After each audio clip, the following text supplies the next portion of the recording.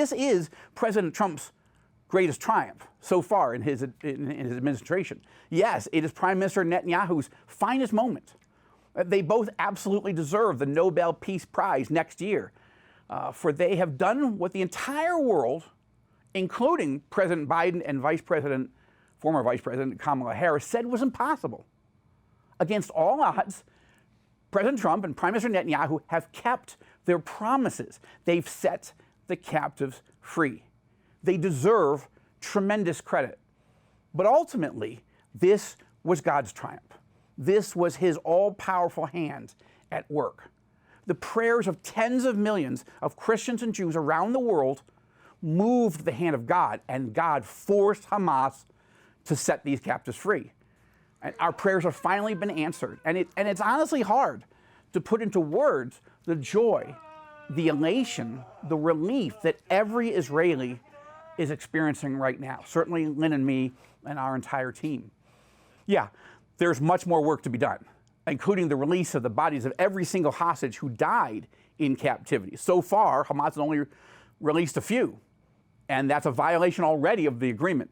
But let's be thankful for everything that God has done so far. Let's trust him, and let's not stop praying for more. Now, tonight, I want to show you what almost no one in the mainstream media has shown you.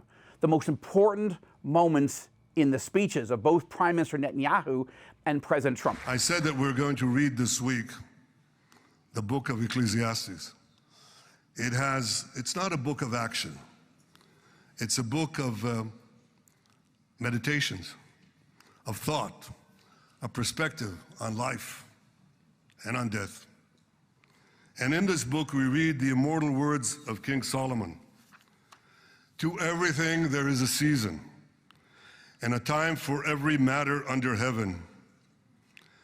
Et milchama ve'et shalom. A time for peace and a time for war.